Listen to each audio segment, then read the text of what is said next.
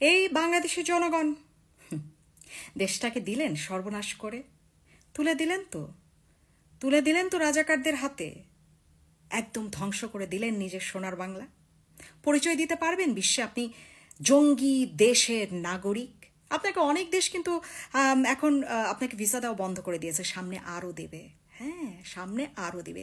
যাই হোক, তালেবানের আমন্ত্রণে, তালেবান সরকারের আমন্ত্রণে আফগানিস্তান গেছেন হচ্ছে আমাদের বিশিষ্ট ইসলামিক নেতা মামুনুল হক। হ্যাঁ, বিশ্বে কত দেশ আছে, তাই না? বিশ্বে কত দেশ আছে। আমাদের দেশে বেড়াইতে আসে হচ্ছে খালি পাকিস্তান থেকে, আর সেনাবাহিনী আসে হচ্ছে আমেরিকা থেকে, আর আমাদের মৌলানারা দেশে যায় হচ্ছে আফগানিস্তানে। এবার বুঝতে পারছেন আমাদের দেশ আসলে কি বানানো হবে। অবশ্য মামুনুল হক তো যে খালেদ ভাইয়ের একটা অনুষ্ঠানে সে বলেছিলই যে খালেদ ভাই তাকে প্রশ্ন করেছিল যে আপনি কি দেশকে আফগানিস্তান বানিয়ে ফেলতে চান? তখন সে বলছে সমস্যা কোথায়, হ্যাঁ বানাতে চাই আফগানিস্তান। আবার যখন তাকে প্রশ্ন করেছিল যে আপনি আসলে বিশ্বের কোন ইসলামিক দেশকে মডেল হিসাবে আপনি মনে করেন, যে বাংলাদেশকে আপনি ইসলামিক রাষ্ট্র হিসাবে দেখতে চান, বানাতে চান, কোন কোন দেশ আপনার মডেল? হ্যাঁ, সে বলে যে পৃথিবীর বিশ্বের কোনো দেশই তার মডেল না, তারা নাকি নিজেরা মডেল তৈরি করবে। এবং 1922 সালে যে ইসলামিক রাষ্ট্র ছিল 1922 সালে সেটি তারা প্রতিষ্ঠিত করবে। 1922 সালে কোন ইসলামিক রাষ্ট্র ছিল, কোথায় ছিল, কোন জায়গায় ছিল? একটু বলবেন কে কে কে জানেন আসলে?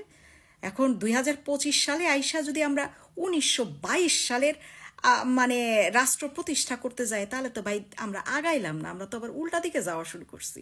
এ আবার কেমন কথা?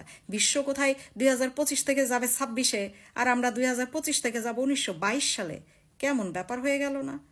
যাই হোক, খালেদ ভাই আগে তো খুব আসলে আওয়ামী লীগের বিরুদ্ধে যেমনে খোসা মাইরা কথাগুলা বলছিলেন, ভাই এদেরকে একটু আবার একটু টকশোতে আনেন না ভাই, একটু টকশোতে এনে একটু ভালো মতন প্রশ্ন করেন যে কেন পাকিস্তান থেকে এত মন্ত্রী মিনিস্টার আমাদের দেশে বেড়াইতে আসে, আর কোনো দেশের মন্ত্রী মিনিস্টার তো আমাদের দেশে বেড়াইতে আসে না। আর আমেরিকার সেনাবাহিনী এইভাবে ইমিগ্রেশন মানে না করে, চেক না করে কিভাবে ঢুকে পড়ছে, কোনো জায়গায় রেজিস্ট্রেশন না করে কিভাবে হোটেলে থেকে যাচ্ছে। আমরা বাংলাদেশের নাগরিক হয়েও যে কোনো একটা হোটেলে থাকতে গেলে আমাদের এনআইডি কার্ড দেখাতে হয়, কত রকমের কাগজপত্র তারা চায়, তাই না? তো এসব ব্রিটিশ নাগরিকদের মানে সেনাদের জন্য মনে হয় এসব আইন নাই, তাই না? তারা তো আমেরিকার সেনা, বাপরে বাপ, সেনাবাহিনীতে আছে। তাদের আবার কিসের বুকিং, তাদের আবার নাম রেজিস্ট্রেশন কি? তাদের সবার নাম হচ্ছে আমেরিকা, বা সবার নাম হচ্ছে ইউনুস। ঠিক আছে, যেহেতু ইউনুস আনছে, সবার নাম ইউনুস, সো ওই নামে বুকিং চলতেছে। ব্যাপারটা কি তাই? আর দেশ ভ্রমণে আমাদের মৌলানারা বেছে নেয় হচ্ছে কি আফগানিস্তান, কারণ আমাদের দেশে আফগানিস্তান বানাবে, তো সেই কারণে তারা আফগানিস্তান যে পরামর্শ নিতে যাচ্ছে তালেবান সরকারের দাওয়াতে। আবার দেখেন আমেরিকা কিন্তু তালেবানের সেই বিরোধিতায় মত্ত। তাহলে আমেরিকা কি চাইবে যে মামুনুল হকের কাছে আমাদের দেশের সরকার যাক বা সে ক্ষমতা পাক? হ্যাঁ, আর সরকার ক্ষমতা দিয়েও তালেবানদের তো ওই তুড়ি মারা উড়াই দেবে আমেরিকা।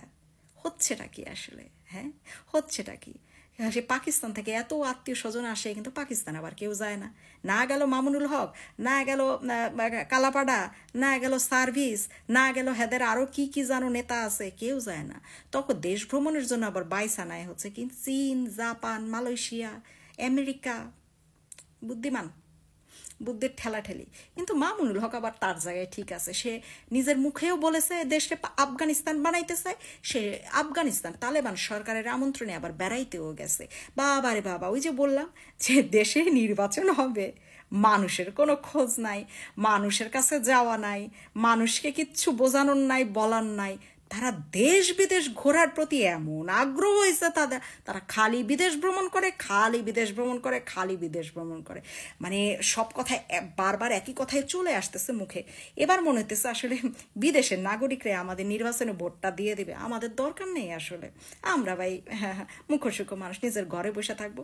এই যে এই আমেরিকারা এসে ভোট দিবে, পাকিস্তানের মানুষরা এসে ভোট দিবে, তারপরে হচ্ছে কি আফগানিস্তান থেকে মানুষ এসে ভোট দিবে, তারপরে চীন থেকে আসবে, আসবে, জাপান থেকে আসবে, এরা এসে আমাদের ভোটগুলা দিয়ে যাবে। আমাদের কি দরকার ভাই?